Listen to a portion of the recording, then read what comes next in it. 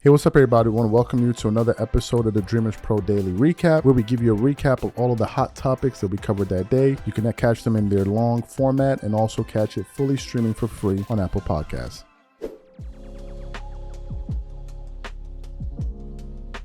Anyway, let me get into this topic here. So yesterday, we did a live where we were reacting to some things that were said on ESPN First Take during Shannon Sharpe's visit. You guys are fully aware, Shannon visits Undisputed 2 times a week. So what happened?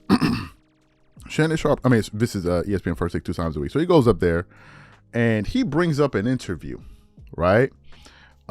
Between him and Trevor Ariza. Now, when Trevor Ariza came to Club Shay Shay, he asked him to name his favorite players or who he thinks is the greatest player of all time, as he does with every NBA related guest. So he brought it up and Trevor Ariza says the following: I think Kobe is the greatest ever. I think he's the best player ever. He then says, I'm going to remove Michael Jordan off the ranking. So MJ is here and he's in a class all by himself. And then I'm going to rank the rest of the players. So he said, I have Kobe number 1, or to quote him, Kobe 1A, LeBron 1B, right? And then Shannon goes, really? And then Trevor Ariza explains himself. That was the end of that.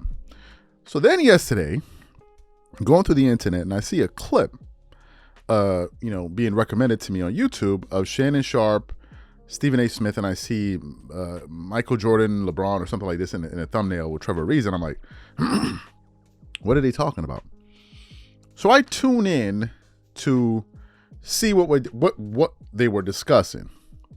And would you believe, Shannon goes on ESPN First Take. He takes the clip of Trevor Ariza on his show. He then goes to First Take. They play the clip, and Shannon and the rest of the panel essentially start clowning Trevor Ariza for his position. And Shannon is up there talking about, I didn't understand what he was talking about, but while he was on the show, he didn't bother to ask for clarification when the man was right in front of him, but instead decided to go to ESPN First Take to do that, to get clicks and views at the expense of his guests. So we actually want to play that audio, but before we even get into that, this video is brought to you by our sponsor, SeatGeek. SeatGeek is the #1 rated ticketing app with over 28 million downloads. There are more than 70,000 events every single day on SeatGeek, including concerts, sports, festivals, and more. And with the NFL and NBA season in full swing, SeatGeek has your tickets to every game. Now, here's the best part and the reason I absolutely love SeatGeek. They put all the tickets across the web in one place to make sure you are getting a good deal. Each ticket is rated on a scale of 1 to 10. So look for the green dots. Green means good, red means bad. Every ticket is backed by the buyer's guarantee, and SeatGeek is the only site that lets you return your tickets ahead of the event. And we have great news for you because we got you guys a really, really good deal. Use code DREAMERSPRO for $20 off tickets at SeatGeek. That's $20 off your first purchase with promo code DREAMERSPRO.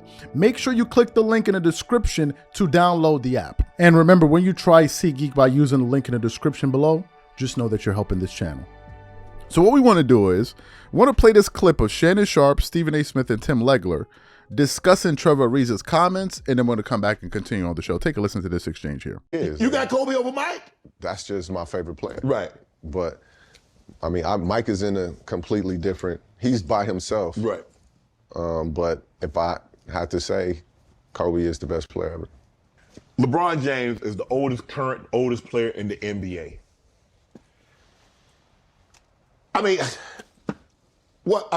Trev, you played, 1B. Kobe 1A, 1B.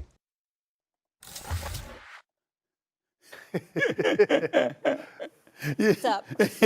Well, first of all, I'm confused. Because he said Kobe's the best, but he did say Jordan's in the class by himself. Right, I was about to say that. Yeah. So is Kobe in the class by himself, Jordan's in the class by First of all, himself? let's not lose the comedic element of that.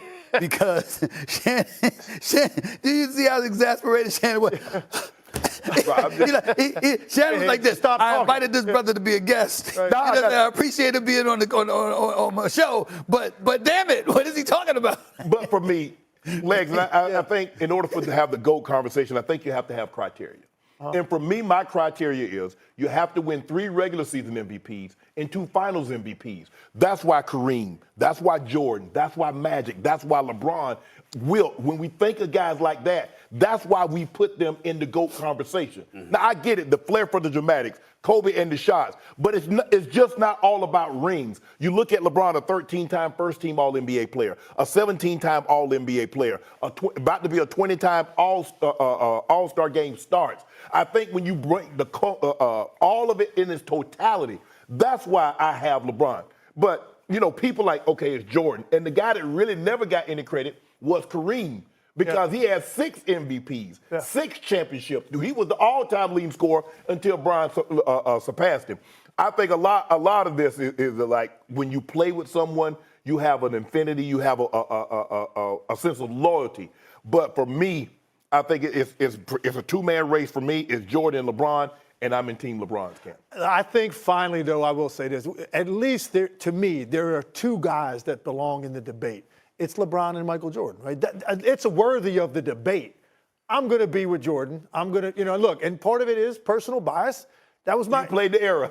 My whole career was the 90s. This dude won 6 titles in the 90s, all right? Yeah. So, it is a little bit personal because you see Which one is the real 23, though? You saw it up close, the one on the left. I appreciate Mike ran that number up. Honor me. I understand. He came into Washington and he picked 23 because I had just left there. I understand. He wanted to honor me. Right. I get that. We understand that. Listen, Mike, appreciate that. No, listen, that's where the debate lies. I'll be honest with you. I don't think I've ever heard another player really or anybody say Kobe. Right. Have you? I have. Until he just said, but you're right, it made no sense because he said, listen, Mike's in a totally different class, but Kobe Bryant's the best player of all time. I don't understand where those 2 things go together. He disqualified the Kobe statement by where he put MJ. I'm going to ride with Jordan. We understand. We know that. I think you're in the same boat I am, but at least it's worthy of the debate now. Well, listen, we understand. It was a very ignorant statement on the part of Trevor Ariza. Now, let me say this to Trevor Ariza, mad respect for him. 22 years in the NBA. Not many people could say that. And obviously there was a time when he was an elite defensive player. You know that. And so you give him props and you give him his respect.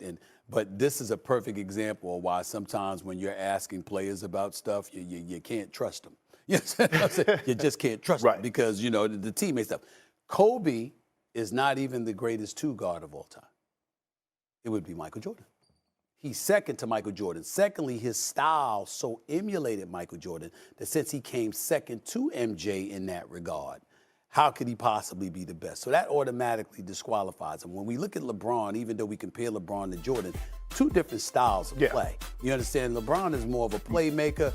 More magic. MJ's an assassin, but LeBron is a 27-point-per-game scorer throughout his career, and you can't ignore that. You can't ignore his greatness, the 4 MVPs, the 4 titles, the 10 trips to the finals, all of these different things. Kobe Bryant, first 3 titles, was with Shaq in his prime, who is arguably the most dominant force that we've ever seen at the big man spot, even though some people would say Wilt Chamberlain. So you look at it from that perspective. So you heard the exchange there. Now, I'm going to explain what I took issue with.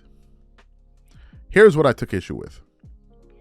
Number 1, if you felt as if you didn't understand what your guest said, you could have simply asked him to clarify his position. When Shannon did that, Trevor Ariza clarified his position. They moved on. What I thought was grimy was to then take your same guest, a clip from that same guest that came on your show, go to ESPN First Take, and then basically say, I don't understand what Trevor Ariza was talking about. And then you have Tim Legler, him jumping in. And then you have Stephen A. Smith talking about Trevor Ariza's comments were ignorant. And I'm like, why are you doing this at the expense of your guest? If it's me, I would feel a type of way. If somebody invites me to their show, you're asking me a series of questions, I'm giving you my answers, just to turn around and see you on another show, playing clips from our interview talking about, I didn't understand what Charles was talking about. Yeah, he was off. Yeah, some of those comments, other people, yeah, some of those comments were ignorant. I would call up that dude like, yo, what are you doing? What are you doing? What type of weirdo fake, what is this? You had me on your show. If you were confused or you wanted to have a little back and forth on that particular topic, you could ask me. But to then take my comments, take it to another show and start talking about me and I can't defend myself. I thought that would be really, really tacky and grimy. And essentially that's what I took issue with. That's number two. I have to ask the question. Would it have even been a segment had Trevor Ariza said the inverse, which is I have LeBron number 1A and I have Kobe 1B. Do you think it would have been a conversation on ESPN? I don't believe so. And to me, it makes me feel like they had an issue with Trevor Ariza taking that position. And therefore, they decided to have this segment. That's what I believe. And to me, I think that Kobe Bryant is the no-go guy on ESPN because he's been, he's been chronicled in the past of calling them a bunch of idiots, right? And these are people. They probably took it personal. But he's the one guy that you can't be ranking very, very high on ESPN. You just can't do it. He's the one guy, right? But what happens is whenever you step out of the corporate setting, you now enter into the independent realm. You now start having varying opinions. And you see other NBA players ranking Kobe very, very high in other shows. And then it makes you begin to ask the question, okay, so wait, I'm confused here. You go to Steven Jackson, you go to Smoke, they got Kobe ranked high. You go to Gil's Arena, they got Kobe ranked high. You go to Paul George's show, they got Kobe ranked high. You go to all of these different podcasts. You go to a lot of independent creators, a lot of them have Kobe Bryant ranked high. But then you go back to ESPN, and all of a sudden they have Kobe Bryant ranked low, and you're like, okay, what's going on here? What's going on here? Almost every single time I've heard Steven Jackson and Matt Barnes question a guest on rank these three players, Kobe, Jordan, LeBron, I've heard a lot of guys say Jordan, Kobe, LeBron. I've heard that a lot. I've also heard of the inverse, maybe Jordan, LeBron, Kobe. But the fact of the matter is these guys believe that these guys, at least Kobe, Jordan, LeBron, all top 5 players, in some cases top 3 players. But whenever you get to ESPN, it's a totally different matter. And I believe that if Trevor Ariza gave Shannon Sharpe the answer he wanted, it wouldn't have been a segment. This is just my personal view, and I thought that was grimy. If you invite me to your show and you disagree with what I say, please ask me on the show. Don't go produce another show or go on another show with our clip and talk about, I didn't understand what Charles, that's fake sucker, you know what. And I can't abide by that. There's no integrity in that, to me. It makes it look like as if you're just using me for views.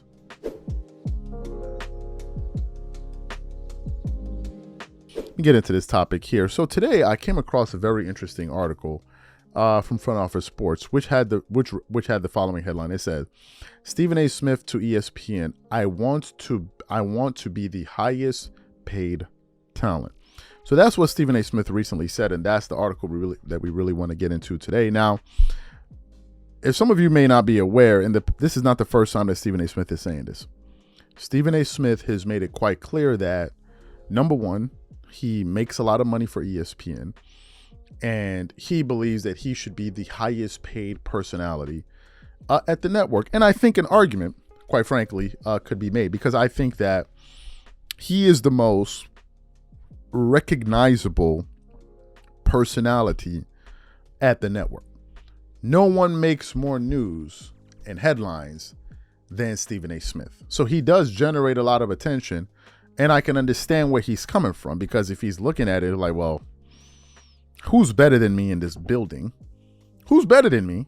Then it would be only normal for him to have these sentiments. Now, to go out there and publicly say it, that's another thing, but that may be his way of putting pressure on the company that currently employs him. And that's really what we want to get into today. But before we even get into that, this video is brought to you by our brand new sponsor, SeatGeek.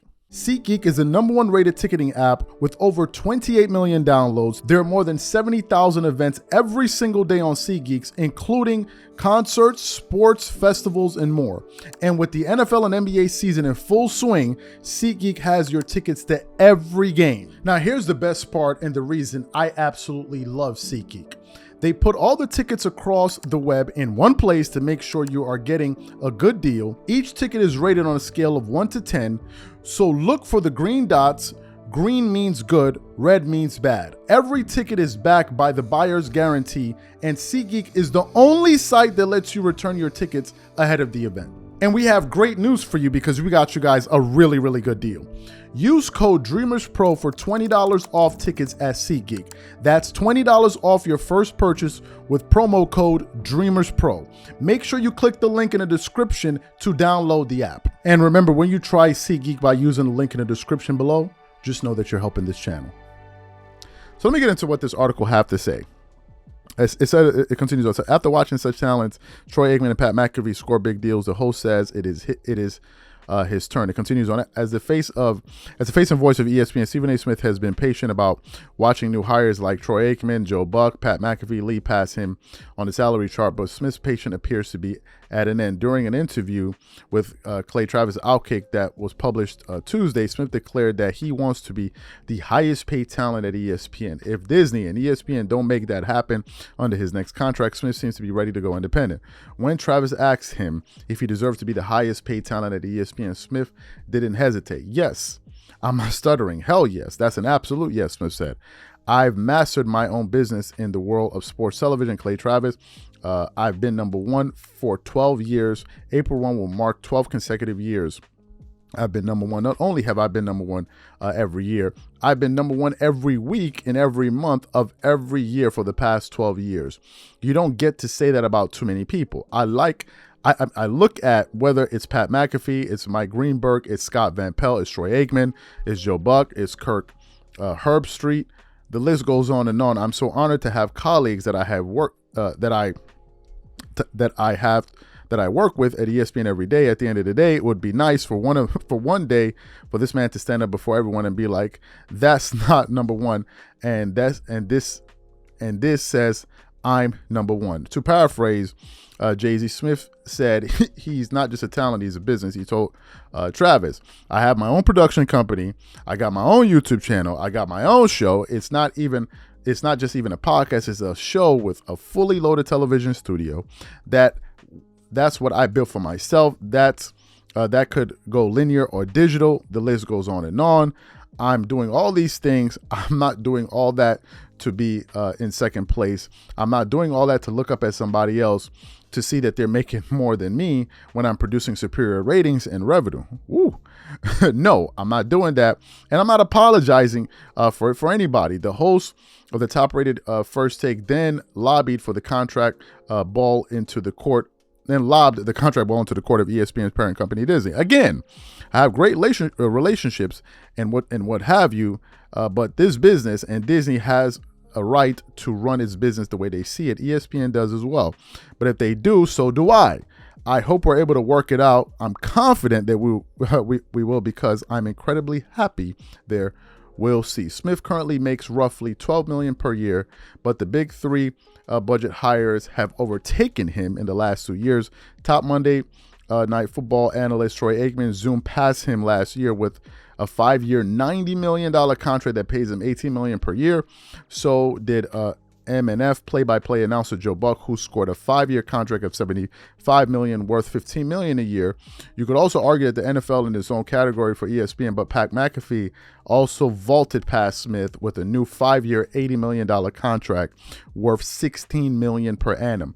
Will Smith be happy if ESPN ups his total pay to $20 million annually? Probably. The question is whether he has enough leverage to make more than he's making now on his show or with another network. A jump to Fox is probably off the table since it doesn't have NBA rights or a streaming platform. It's an open question. Okay, so the article goes on and on. It's a great read. You guys should definitely go check it out. So what are my thoughts on this? And you know what? I'm actually going to bring this up to Marcellus Wiley. We're going to be interviewing him today. And I think it's going to be a very interesting topic item to hear him talk about this because he seems to know a lot about the business side of sports media. So we're definitely going to be getting him to weigh in on this particular news here. So let me get into it. Here are my thoughts on this. First of all, Stephen A. Smith has a point. I mean, if you look at the ratings, if you look at the numbers that he just read off, in the quote, when he was talking to Clay Travis, those are some staggering numbers. And now you have to go out there and search, okay, well, who else is putting up these type of numbers with that level of consistency over that time period? So to me, once you start looking at that, and I'm sure that's what Stephen A. Smith is looking at, you begin to ask questions like, hey, why aren't I being compensated at the level that these guys are being compensated? Now, some people may say, oh, it's a different sport. These people are coming in with their own audiences. There's so many different things you can use to kind of rationalize what's going on. But I think that Stephen A. Smith has been aggressive about ensuring that he secures a big contract when this current contract expires by doing things like his own show, having his own podcast, becoming a little bit more independent, going out there talking about different things. And I think that he's beginning to understand that, listen, you have to take your future into your own hands. Because if you're waiting for somebody to make your dreams a reality, you're going to be very, very, very disappointed. And that's just the fact of the matter. And I think a lot of people don't understand it. The fact of the matter is simply this. You have your dreams, but it doesn't mean that your employer has your dreams in their mind, because your employer has his own dream, his or her own dreams. And they may not necessarily align with yours. I tell Marco this all the time. I said, we have to be honest about where we are. For example, if you want to own a Ferrari, just to give you an example, Ferrari is going to cost you about $300,000, not counting insurance, not counting repairs. So let's say you're going to need to put aside around $400,000 for a Ferrari, right? Brand new spanking Ferrari. You then have to now ask the sobering question. Number one, am I currently doing the job that will enable me to be able to afford a Ferrari comfortably? If the answer is no, you need to slap yourself and wake the hell up. Number two, what job do I need to do to ensure that I can attain this dream? If you find yourself as an accountant, I don't know how much accountants make, but I'm pretty sure they don't make $500,000 a year. And by the way, studies have shown that most Ferrari owners make about $500,000, $750,000 a year just to be able to own one. Then you now have to understand where you need to be. And Stephen A. Smith is probably looking at ESPN and saying, well, you guys are making all this money. I'm helping you guys make all this money, but maybe you're not part of their plan in terms of what they want to do with that money. Maybe they want to go out there and source for independent guys and bring them back into the fold. And to me, okay, I'll speak about it from a different standpoint. If I'm making $12 million a year, you're in New York, so let's say you're bringing in $5.5 million, which is, let's just ignore that. So let's say you're bringing in $6 million, right, in New York, right? Because with taxes and all of that, so I don't know. Stephen A. Smith seems to live in New York and California. I don't know how it works, but let's say out of that $12 million, he's making about $6.5 million, $6 million. Good. The question now becomes, well, what do you want? What do you want? Do you want to say, well, hey, I want to be making $20 million a year? Well, if you realize this company's not going to pay you $20 million a year, then you got to figure out, okay, so what can I do? Number one. Number two, am I generating the kind of income on a yearly basis to be able to go out there and get the thing that I want? To me, I think the answer is hell yes. I mean, Stephen A. Smith, if you're making $6 million a year, you could be spending, and some people may say this is risky, you could be buying $4 million worth of property every single year in real estate. Every single year. Hell, every 2 years, you could be buying $8 million worth of property in real estate. So you could become very rich very quickly if you know what the hell you're doing. To me, I think that, and I want to be honest with you, the day Stephen A. Smith understands that he is a business, as he said, but in the sense that you don't need these networks, you have a lot of cachet, you have a pull, you have an audience, that's the day you become free, and that's the day you realize really, really what you can do. You're in a power position, man. You don't need ESPN to do a damn thing for you. You got the money. You have the audience. I would say F it all and go out on my own and control my own damn schedule instead of be doing 45 different shows a week.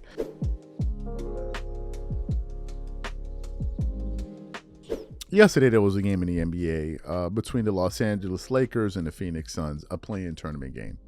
Now, I didn't watch the game because it was too late. Number two, I've not been following the play-in tournament, to be quite frank with you. It's not very interesting to me. Maybe I need to see it for 1 year or two, and then maybe I'll start to get interested in it. But anyway, this game took place. So I woke up this morning to look at the highlights, and I saw that there was a controversial call that took place at the end of the game, right? Phoenix Suns were down 2 points. The Lakers were inbounding the ball. They trapped them. They trapped Austin Reeves. He fumbled the ball. The ball is out of his position, and LeBron James calls a timeout, which is illegal. You can't call a timeout if there's no possession of the ball. The Lakers were granted a timeout, and obviously the Lakers went on to win the game by 3 points. And I was like, I already know, right? I already know. I took to, where did I go to? I went to our Instagram, and I put out a short clip, and I'm like, I'm not talking about this, right? For those of you who are not following us on Dreamers Pro, Instagram is Dreamers Pro, same name as the channel. You guys can follow us there. So I was like, I'm not talking about this, right? I don't feel like talking about it. I was looking at some of the comments under that play from different, like, Sports Center, House of Highlights, and I was reading through the comments, right? And some people were being obviously facetious, where some people, like, they saw what just took place, and they started talking about other stuff. Like, somebody was like, well, you shot 37% from the floor. I'm like, what does that have to do with what we just with this particular play? So a lot of people were deflecting and trying to use humor, false humor, to deflect from the from the obvious. So I was like, I'm not talking about this. I even put up a comment on the community section of the channel. But then what happened? I was going through the internet this morning. I came across a clip from ESPN's Get Up featuring Jay Williams. And as I was listening to the clip, I was quite surprised to see that Jay Williams basically called out the NBA for blowing that call, and they were basically calling it what it is. They were like, this is favoritism for Lakers or the home game. And I was like, whoa, really? Jay Williams is saying this? Are you allowed to say this? So I was like, okay, maybe now we got to talk about it, because Jay Williams is actually stepping out there and actually going against the grain and saying what he saw. So I was like, now we definitely got to talk about it. But before we even get into his comments, this video is brought to you by our sponsor, SeatGeek. SeatGeek is the #1 rated ticketing app with over 28 million downloads. There are more than 70,000 events every single day on SeatGeek, including concerts, sports, festivals, and more. And with the NFL and NBA season in full swing, SeatGeek has your tickets to every game. Now, here's the best part and the reason I absolutely love SeatGeek. They put all the tickets across the web in one place to make sure you are getting a good deal. Each ticket is rated on a scale of 1 to 10, so look for the green dots. Green means good, red means bad. Every ticket is backed by the buyer's guarantee, and SeatGeek is the only site that lets you return your tickets ahead of the event. And we have great news for you, because we got you guys a really, really good deal. Use code DREAMERSPRO for $20 off tickets at SeatGeek. That's $20 off your first purchase with promo code DREAMERSPRO. Make sure you click the link in the description to download the app. And remember, when you try SeatGeek by using the link in the description below, just know that you're helping this channel. So what we want to do is want to play exactly what Jay Williams had to say, and you guys can kind of listen to the play-by-play in the background of what he thought, transpired on the court yesterday, and then we'll come back and continue with the show. Take a listen to what he had to say here. We got LeBron on one side, KD on the other. What a ball game, what a finish, Lakers and Suns. Let's go to the fourth quarter. Suns down 94-92, but it's KD who had 31, knocking down a three. It's a 1-point game, and then it's Anthony Davis, Monica, underneath. Yeah, just relentless on the glass. Anthony Davis was great with 15 rebounds, in this one. 27 and 15. Then it's LeBron. He played 40 minutes. Lakers take a 3-point lead. And Jay Will, Austin Reeves knocking down a big three for LA. What a big shot by Austin Reeves. Can somebody please teach the Phoenix Suns how to guard pick and roll? God, please, Greeny. We'll get into all of that, but here comes the controversy. Crazy moment. Suns get a possession. They get a bucket. Now, Austin Reeves is going to get the inbounds pass and watch the ball pressure on him, Jay. He's going to give it up, and they will grant the Lakers a timeout, even though clearly no one has the ball. Monica, home cooking? Absolutely. Home cooking. This is terrible. Home cooking, Greeny. Just bad. It's one of the worst plays I've seen this year. Here's another look at it again. We will show you everything you need to see. The timeout is granted to LeBron right here. That's where the basketball is. Jay, are you allowed to call a timeout if you don't have the ball? I mean, that's the lesson I learned when I was in 5th grade, Greeny. 5th grade. It's a terrible moment there. Suns not pleased. Anyway, it all comes down to this. 6 seconds to go. AD at the line makes the first, misses the second. So it's a 3-point game. Here comes KD with a chance for the tie. Ooh, and it's no good. And the Lakers escape 106-103. They're on to the semis. And Coach Vogel not pleased. We get a quick 2 and foul. We can do that or trap, which was the plan, which worked. We got the trap. We got the turnover. The damn whistle blow. It's frustrating. Jay. I mean, I feel like as a fan, I got robbed of a game that should have gone into overtime, right? Because that's a lesson that you learn in 5th grade. I mean, if the ball's on the ground and it's not in possession, shout out to LeBron for actually putting pressure on the ref to make the call. But there's no way in hell, Greeny, you can call a timeout and LeBron James right there with the ref. There's nobody has possession of the ball. How is that possible? The ball's going out of bounds. You can't call a time. It's just not. It's mind-boggling to me, Monica. I would agree, and I think post-game you heard the officials determine that the ball was still on Austin Reeves' leg, thus Lakers possession. This year with the review stuff, Greeny, you can review you can review fouls, or you can review inbounds and out of bounds. I don't understand why this isn't something that they could be like, we messed this up, call a jump ball, here we are. One way or another, it's a frustrating way to end what was an unbelievable game, and I will continue to say, the story is this man right here. LeBron James, who has played in the league now, checks notes, 67 years, and is 38 years old. Plays 40 minutes last night. The only person in the game to play 40 minutes. All 12 of them in the fourth quarter. He continues to be, I will say it, he continues to be the best player in the NBA at his age. So you heard what Jay Williams had to say. What are my thoughts? First of all, am I surprised by this? No. I'm not surprised by it. It doesn't surprise me, right? It's a business, and they probably want a very popular team in there to go to the play-in tournament finals, because I think the Lakers are going to Las Vegas. I think they're going to I'm not even sure. That's the one thing. So you want the Lakers there. You also want LeBron there, because LeBron is a very big draw, and he's the face of the NBA. So it's going to generate revenue, right? Ratings, and people are going to watch. So there is a monetary incentive for that to be the case. Now, to suggest otherwise, you would be disingenuous, no matter who you are. This is an element within business, which is businesses want to make money. And the NBA is a business, and to suggest otherwise, you are insulting the intelligence of your fans, or you're flat out playing dumb when we all can see the obvious in front of us. So there's that aspect to it. Was anything going to happen? Could they have done could they have reviewed the play? None of that happened, right? You could hear Phoenix Suns head coach Frank Vogel, and he was beside himself in the clip. But it is what it is, man. I'm not saying it is what it is, like suck it up. I'm saying it is what it is in terms of you shouldn't be surprised by this. You shouldn't be. Now, an honest fan would be like, yeah, we got away with that, but most fans are not going to do that. It's just par for the course, right? It's just par for the course.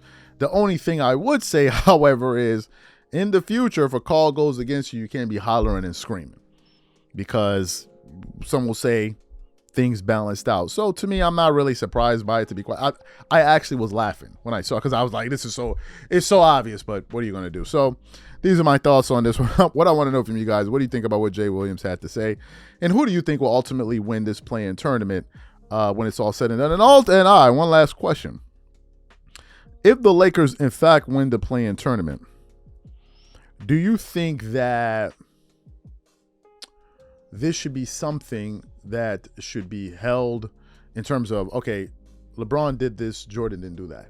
Do you think we should do that, or do you think it's quite ridiculous to take such a position as, LeBron won a play-in tournament cup or whatever, the play-in cup, when Michael Jordan is about 15 to 20 years older than LeBron, and he literally could not compete? Whatever you guys think about that as well, leave your thoughts in the comments, and we catch you on the next show. Peace.